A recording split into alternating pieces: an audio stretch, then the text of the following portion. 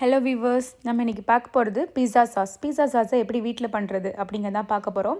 அதுக்கு முன்னாடி இந்த வீடியோ பார்த்துட்ருக்க நீங்கள் நம்ம சேனலை சப்ஸ்கிரைப் பண்ணலைன்னா நீங்கள் பார்த்துட்ருக்க வீடியோ கீழே இந்த மாதிரி சப்ஸ்கிரைப் அப்படின்னு ஒரு பட்டன் இருக்கும், அதையும் கிளிக் பண்ணிக்கோங்க.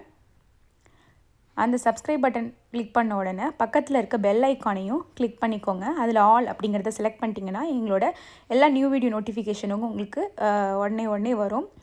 அடுத்து உங்களுக்கு இந்த வீடியோ பிடிச்சிருந்துச்சுன்னா இப்போ இந்த போல் லைக் பட்டனையும் கிளிக் பண்ணிக்கோங்க. இப்போ நம்ம வீடியோக்குள்ளே போகலாம். அதுக்கு முதல்ல 4 பெரிய தக்காளி நான் எடுத்திருக்கேன்.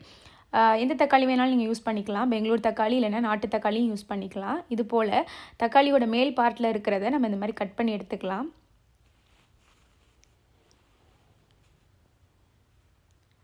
அந்த மாதிரி எல்லா தக்காளியும் கட் பண்ணி எடுத்துக்கலாம்.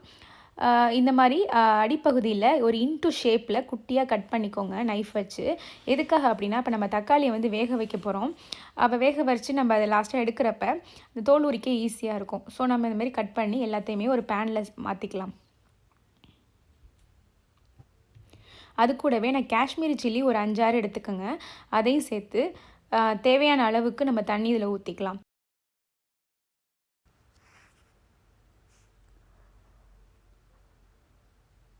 அடுப்பில் வச்சு அது கூடவே நான் வந்து ஒரு ஹாஃப் பெரிய வெங்காயம் எடுத்திருக்கேன். அதையும் இது போல் கட் பண்ணி அது கூட சேர்த்துக்கோங்க. இது எல்லாத்தையுமே இப்போ நம்ம வந்து வேக வைக்க போகிறோம். ஸோ வந்து மீடியமான ஹீட்டில் நம்ம இதை வேக வைக்கலாம். இது எல்லாத்தையுமே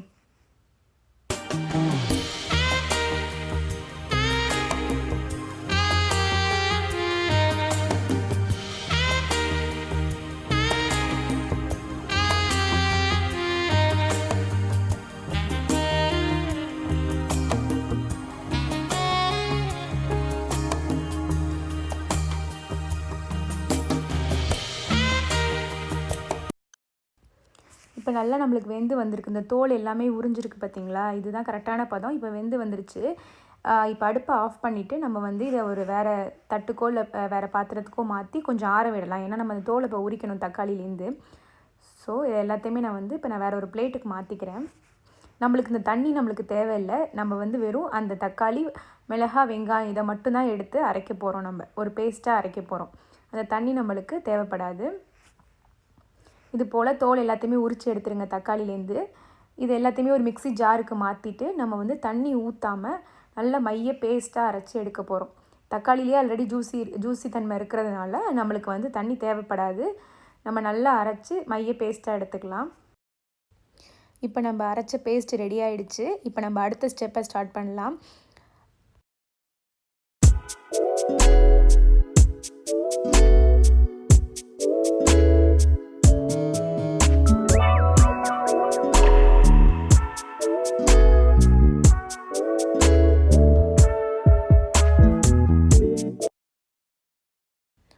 ஒரு பேனில் 1 டேபிள் ஸ்பூன் அளவுக்கு எண்ணெய் ஊற்றி சூடு பண்ணிக்கோங்க. அதில் வந்து ஒரு 5-6 பூண்டு பல்லை நல்லா பொடியாக நறுக்கி இந்த மாதிரி வதக்கிக்கலாம். எவ்வளோ பொடியாக நறுக்க முடியுதோ அந்தளவுக்கு பொடியாக நறுக்கி நம்ம வதக்கிக்கலாம். கொஞ்சம் லைட்டாக ப்ரௌன் கலர் மாறினோன்னே நம்ம வந்து அடுத்த ஸ்டெப் பண்ணலாம்.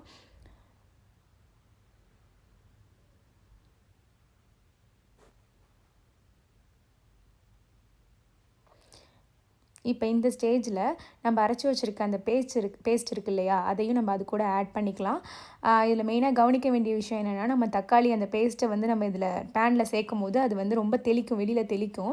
அதனால் மீடியமான ஹீட் வச்சு நீங்கள் வந்து நல்லா கலக்கி விட்டு ஒரு மூடி போட்டு பண்ணுங்கள். இப்போ தேவையான அளவுக்கு உப்பு நம்ம சேர்த்துக்கலாம். உங்கள் டேஸ்ட்டுக்கு தேவையான அளவுக்கு நம்ம உப்பு சேர்த்துக்கலாம். அது வந்து நம்மளுக்கு கொதிக்கும் போது தக்காளி சாறு வந்து கொதிக்கும் போது டப்புன்னு தெளிக்கும். அதனால நம்ம வந்து ஒரு மூடி போட்டு எப்பயுமே நம்ம வந்து அதை கலக்கி விட்டதுக்கப்புறம் ஒரு மூடி போட்டு வச்சிட்டோம் அப்படின்னா கொஞ்சம் வெளியில் தெளிக்காமல் இருக்கும். மீடியமான ஹீட்டில் நல்லா இதை வதங்க விடலாம். நல்லாவே இதாகட்டும். தண்ணித்தன்மை மாதிரி கொஞ்சம் திக்காகட்டும். நம்மளுக்கு கொஞ்சம் நேரம் கழித்து நம்ம லைட்டாக ஓப்பன் பண்ணி பார்ப்போம். இப்போ கொஞ்சம் திக்காக ஆகிருக்கு. அது நம்மளுக்கு டப்புன்னு தெளிக்கிறதுனால நான் அதை க்ளோஸ் பண்ணி வச்சு தான் நான் பண்ணுறேன். இப்போ கொஞ்சம் திக்காக இருக்குது. இந்த ஸ்டேஜில் நான் 3 tablespoon tomato ketchup add பண்ணிக்கிறேன். அதையும் சேர்த்து இது கூட கலக்கி விட்டுக்கலாம். அப்புறம் ஒரு ஹாஃப் லெமன் ஜூஸ் புழிஞ்சு வச்சுருக்கேன். நான் அதையும் இது கூட சேர்த்துக்கிறேன். அப்புறம் 1 ஸ்பூன் சுகர். இது எல்லாத்தையுமே சேர்த்து நம்ம நல்லா கலக்கி விடலாம். உங்களுக்கு காரம் வேணும்னு நினச்சிங்கன்னா நீங்கள் வந்து சில்லி ஃப்ளேக்ஸ் ஆட் பண்ணிக்கலாம். இல்லை காரம் வேண்டாம் அப்படின்னு நினச்சிங்கன்னா நீங்கள் வந்து அந்த சில்லி ஃப்ளேக்ஸை ஸ்கிப் பண்ணிடலாம்.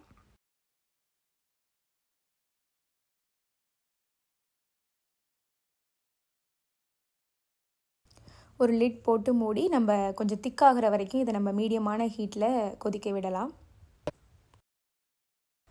இப்போ இந்த கன்சிஸ்டன்சி தான் கரெக்டான கன்சிஸ்டன்சி. நம்ம அடுப்பை ஆஃப் பண்ணி நம்ம இதை வந்து ஒரு கிளாஸ் ஜார்லேயோ இல்லை ஒரு ஏர்டைட் கண்டெய்னர்லேயோ இதை வந்து நம்ம ஸ்டோர் பண்ணி வச்சுக்கலாம். எப்போ ஃப்ரிட்ஜில் வச்சு நம்ம யூஸ் பண்ணோம் அப்படின்னா நம்ம வந்து எப்போ வேணாலும் இதை அடிக்கடி யூஸ் பண்ணிக்கலாம்.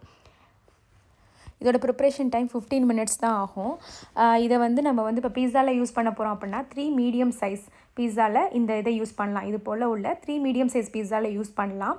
இப்போ நீங்கள் வந்து பிரெட் பீஸா பண்ணுறீங்க அப்படின்னா நீங்கள் வந்து ஒரு 30 ஸ்லைசஸ் 30 கவுண்ட் ப்ரெட்டில் வரைக்கும் நீங்கள் இந்த இந்த இப்போ நம்ம பண்ண இந்த பீஸா சாஸை யூஸ் பண்ணிக்கலாம். ஒரு 4 தக்காளி போட்டோன்னா இத்தனை இதுக்கு நம்ம யூஸ் பண்ணிக்கலாம்.